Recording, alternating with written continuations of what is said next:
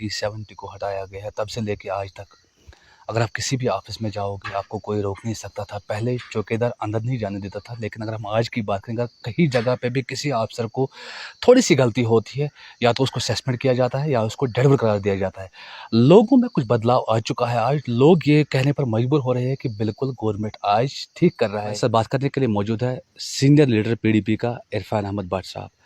इनसे हम जानने की कोशिश करेंगे कि ये 7 दिनों में यहाँ पे क्या बदलाव हुआ है। इस बदलाव में ये भी देखने को मिल रहा है कि बहुत सारी पार्टियों को आज नुकसान उठाना पड़ा जब से गुलाम नबी आज़ाद साहब ने कांग्रेस का दामन छोड़ा है, क्योंकि आपको पता भी होगा कि कल से बहुत सारी ज्वाइनिंग हो रही है उसके साथ। अब चाहे वो अलग पार्टी बनाएंगे या चाहे किसी के साथ और जाएंगे, क्या गुलाम नबी आज़ाद साहब की वजह से पीडीपी में कोई फ़र्क आ सकती है? सर, आपका खैर मकदम। सर, बताइए कि गुलाम नबी आज़ाद साहब ने जब से दामन छोड़ा है कांग्रेस का, सब लोगों का कहना है कि अगर हम ग्राउंड पर भी देखेंगे, ग्राउंड पर हम आज देखते हैं कि बहुत सारी आज ज्वाइनिंग हो रही है गुलाम नबी आज़ाद साहब के साथ। क्या पीडीपी में कोई फ़र्क पड़ सकती है इससे? आपका भी खैर मकदम। मुझे नहीं लगता है कि पीडीपी किसी के बलबूते पे खड़ी हुई है। पीडीपी अपने वर्कर का कार्डर जो है उस पे हम खड़े हुए हैं, और मुझे नहीं लगता है कि हमारी पार्टी में कोई भी रद्दी पर फ़र्क पड़ेगा उससे। गुलाम नबी आज़ाद एक कदावर शख्सियत है। उन्होंने क्या फ़ैसला किया है, जमहूरियत में हर इंसान को अपना जो फ़ैसला है वो अपनी पार्टी या कोई भी जो है बनाने का पूरा हक है। लेकिन अभी ये कबल वक्त कहना होगा कि आगे क्या रहेगा, तो किस ऊँट किस करवट बैठेगा, तो ये भी इस पे बाद में हो सकती है। इरफान साहब, ये बताएं कि अक्सर अगर हम देखेंगे कि अक्सर अल्ताफ़ बुखारी जो कल तक पीडीपी में मिनिस्टर भी रह चुके हैं, अच्छे ओहदों पर भी वहाँ पर रहे, लेकिन हर वक्त उसका निशाना पीडीपी पर ही रहता है। आप मुझे बताइए, सूरज पे थूकने से क्या होता है? कल तक यही तो चटे बटे थे। इन्होंने तो पावर एंजॉय किया। इन्होंने हमारी सदर मोहतरम महबूबा मुफ्ती साहिबा को मजबूर किया बीजेपी के साथ। दोबारा जब मुफ्ती साहब की वफात हुई तो यही लोग थे जिन्होंने महबूबा जी को फिर एक बार ये किया कि नहीं जी, हमें बीजेपी के साथ जाना था। शी वॉज टोटली रिलेक्टेंट, वो नहीं जाना चाहती थी। अब ये आज मुझे बताइए, ये किन के इशारे पे चल रहे हैं? आपको तो पता है, ये तो सब लोगों को पता है ये कहाँ से आए, किस तरह बने, क्या है इनका बैकग्राउंड। देखो, मैं डंके की चोट पे बात करता हूँ। जो सच होगा वो सच ही है, कभी झूठ नहीं बोलना चाहिए। और वो भी अपने कहाँ बहुत जेला हमारे अवाम ने, झूठ जेला, तमाम जो नाइंसाफियाँ हुई हमारे लोगों के साथ। मैं नहीं चाहता हूँ कि हमारे लोगों को कहीं भी धोखा मिले, लेकिन आप इस आदमी की क्रेडिबिलिटी देखिए, क्या किया इन्होंने बीजेपी के साथ। इन लोगों ने वो सांठगांठ की थी। देखिए, ये जब आपके प्लेट में कोई दूसरा आएगा खाने के लिए तो नेचुरली ये तो ऐसी रिएक्शन तो आएगी ही, क्योंकि जिन लोगों ने उनको यहाँ पे खड़ा किया था, अब उनको लगा कि भाई वो लोग भी अब किसी दूसरे आदमी को प्रमोट कर रहे हैं या कुछ कोई दूसरा आ रहा है। जब उनको लगा कि भाई नहीं, हमारा अस्तित्व खतरे में है, तो इसीलिए नेचुरली तो ऑब्वियस है, तो उनका ये मतलब उन पे अटैक करना जाहिर बात है। इरफान साहब, कश्मीर की जब हम बात करेंगे, अगर हम 10 साल 20 साल पहले की बात करेंगे, यहाँ पे नेशनल कॉन्फ्रेंस, पीडीपी और कुछ सीटें लेते थे कांग्रेस। लेकिन अगर हम आज की बात करेंगे, इतनी पॉपुलेशन यहाँ पे नहीं है जितने यहाँ पे आज पार्टियाँ बनी है। आखिरकार लोग चाहते हैं कि लोग हम कहाँ जाए। जब एक कहता है कि मैंने मदद करनी है लोगों को, जो ही वो निकल जाता है दूसरा आता है तो वो वही बात करता है कि इन्होंने गलत कहा है तो मैं अब ठीक करूँगा। वो निकल जाता है तो तीसरा बंदा आता है। लोगों को समझ नहीं आ रहा है यहाँ और कितनी पार्टियाँ बनेंगी और किस पर लोग भरोसा करेंगे, ये मुझे बताइए सर। हाँ, देखिए, अंग्रेज़ों की पॉलिसी हुआ करती थी डिवाइड एंड रूल। अब जो आज के जो ऐवान बाला में बैठे हुए हैं बड़े बड़े ऐवानों, अब उनकी एक और नया इन्होंने एक जुमला इसके साथ जोड़ा है, यूज़ एंड थ्रो। वो यूज़ करते हैं और फिर थ्रो करते हैं। और ये मतलब जितना जल्द हो सके ये हर इंसान को इस बारे में इल्म होना चाहिए कि ये यूज़ एंड थ्रो पॉलिसी मतलब किसी के फेवर में नहीं है। और कश्मीरियों को इस वक्त इस नाजुक मोड़ पे यूनाइट होकर लड़ना चाहिए। ये कुर्सी की इक़्तिदार का जंग अब नहीं रहा, वो दौर गया। ये अब आपकी बका, आपकी शनाख्त, आपके एहसासात की जंग है। जितनी मजबूती के साथ आप इसको लड़ेंगे उतनी मजबूती के साथ आप मंजिल के करीब आओगे। सर ये बताइए कि जितने भी आज तक लोगों से वादे किए गए हैं, अगर हम आज ग्राउंड सतह पर देखेंगे वो सब वादे झूठ थे। अब जब ये आज नेता हमारे पास आते हैं, यहाँ के लोगों के पास आते हैं कि हम आज आपको ये करेंगे, आज आपको वो करेंगे। पिछले इलेक्शनों में भी इन लोगों ने यही वादे किए थे कि हम ऐसे ऐसे काम करेंगे, लेकिन लोगों का क्या है कि लोग भूल जाते हैं। इलेक्शन ख़त्म, लोग भूल जाते हैं। उसके बाद 5 सालों के बाद उनकी बारी फिर आती है, ये नेता फिर उन्हीं के पास आते हैं कि ऐसे हम करेंगे। लेकिन अगर हम ये देखेंगे कि जब हम किसी भी नेता को चुनते हैं, उसकी ज़िम्मेदारियाँ बहुत सारी होती है। उसको हर वक्त लोगों के सामने आना चाहिए। ये कौन सी नेतागिरी है कि जब 370 को हटाया गया है तब से लेके आज तक यहाँ पे कोई नेता नज़र नहीं आ रहा है। और ये भी लोग कहते हैं कि ये इसलिए सामने आने से डरते हैं क्योंकि इन्होंने इन सालों में फ्रॉड किए हैं, इन सालों में लोगों के साथ धोखा किए हैं, इन सालों में पैसे लूटे हैं। तब जाके आज अगर ये सामने आ जाएंगे तो इन्हें भी जो इन्होंने गलती की है उनका सामना करना पड़ेगा। नहीं, ऐसी बात नहीं है। 370 के एब्रोगेट होने के बाद यहाँ जो पॉलिटिकल सिचुएशन उथल फुथल मच गई, उसमें एक सियासी रिप्रेजेंटेटिव का रोल जो है वो महदूद रहा।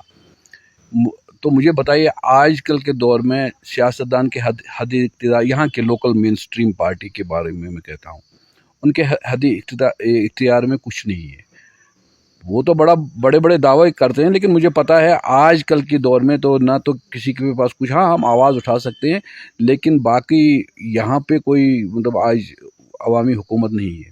और ये आज अफसरशाही एलजी साहब रियासत को चला रहे हैं। और इस ज़िम्मन में अगर मैं किसी के साथ कोई वादा करता हूँ या कोई भी दूसरा पॉलिटिशियन किसी के साथ वादा करता है, दैट वो मुझे लगता है कि वो नाइंसाफ़ी है।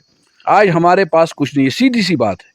तो सर फिर क्यों बताया गया लोगों को कि टीडीसी जब इलेक्शन थे तब जाके नेशनल कॉन्फ्रेंस और पीडीपी ने मिल के बताया कि अगर आपको 370 को वापस लाना है हमें वोट दीजिए। तो वो तो फिर क्या वो वादा था, तो आगे क्या उम्मीद रखेंगे लोग? नहीं, इकबाल साहब आप गलत समझ रहे। देखिए, वो एब्रप्टली वो इलेक्शंस अनाउंस हो गए, उसमें कोई चारा नहीं था। अगर उस वक्त पीएचडी जो आपस में नहीं मिलती और कंटेस्ट नहीं करती, शायद आज आप यहाँ देखते कुछ और ही कोई सिचुएशन होती। मैंने कहा कि ये जो आज की जो लड़ाई है, ये इक़्तिदार की लड़ाई नहीं है, न तो ये एमएलए बनने की लड़ाई, न तो ये मिनिस्टर बनने की लड़ाई। ये लड़ाई एक बड़ा माने रखती है, एक यूनिटी माने रखती है। ये इसका कोई भी इलेक्शनों के साथ कुछ नहीं है। अगर आज हम ये यूनिटी, ये इत्तेहाद खो देंगे तो मुझे लगता है फिर कभी ऐसा मौका नहीं आएगा ज़िंदगी में। और this is the right time. मुझे लगता है कि हमें सारी अपनी अनाएँ, अपनी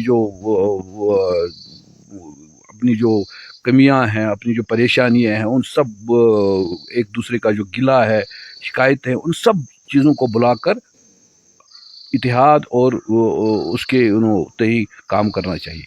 इरफान साहब आपने बिल्कुल बहुत कुछ देखा है, सियासत में आपने बहुत कुछ देखा है। आपको लगता है कि आज तक जितने भी यहाँ पे लीडर आए हैं उन्होंने गलत किया है, गलत इस्तेमाल हुआ है अपनी पोजीशन का, इसलिए कि यहाँ के लोगों के मुताबिक जब यहाँ पे सियासत हुआ करती थी तब जाके हमें नरेगा कामों से भी रोका जाता था, क्योंकि कोई भी एमएलए आके यहाँ पे फ़ोन करता था बीडीओ साहब को कि इसको काम मत दीजिए, मेरे वर्कर को दीजिए। क्या गलत हो रहा था यहाँ पे? देखिए, पॉलिटिकल सिस्टम में ऐसी चीज़ें होती रहती हैं। देखिए, ये यहाँ की कश्मीर की बात नहीं, ये पूरे थ्रू आउट इंडिया की बात है। हर पार्टी अपने कार्डर्स को एकोमोडेट करना चाहती है, इसमें कोई दो राय नहीं है। अब चूंकि वक्त बदल गया, आहिस्ता आहिस्ता हालात बदल, ट्रांसपेरेंसी ज़्यादा आ गई, और आगे आप देखिए कुछ और चीज़ें आएंगी जो वर्कर्स के बेनिफिट्स के लिए होगी। तो नेचुरली आप लोगों को, यहाँ लोग आम तौर जो है, देखो कश्मीर में जो लोग आमतौर वोट डालते हैं इसलिए कि हमारे जो इलाके का मुस्तकबिल बन जाए, हमारा एक अच्छा रिप्रेजेंटेटिव आए, हमारी जो आशाएं उमंगें होती हैं उन पे उनका कोई सदभाव हो जाए। लेकिन अब किसी एक पॉलिटिशियन ने गलती की, उसका ये मतलब नहीं है कि सारे पॉलिटिशियंस गलत है। ये है कि जो भाजपा पार्टी है, अगर 2019 से पहले की हम बात करेंगे, यहाँ पे भाजपा में कुछ लोग मिले थे, गिने चुने लोग थे। लेकिन अगर हम आज की बात करेंगे, उन्होंने दावा किया है कि करीबन 4.5 लाख से 5 लाख तक हमारी मेंबरशिप यहाँ पे है। ये हम आपको 3 महीने पहले की बात करें, अगर आज की बात करें करीबन 7-8 लाख तक वो पहुँच गए होंगे। तो आप यहाँ की जो कश्मीर की जो पार्टी है, ये अपना पैर कैसे जमा सकेंगे आप अपने ही कश्मीर में? क्योंकि जो भाजपा की बात है, मेरे ख्याल से आप भाजपा यहाँ पे, अगर वो 50 के पार कह रहे हैं, लेकिन वो 60 के पार भी हो सकता है, जैसे वो काम आज कर रहे हैं। इकबाल साहब, आप उतावले क्यों हो रहे हैं? इलेक्शंस को आने दो, आपको पता चलेगा कितनी मेंबरशिप उन्होंने काटी होगी।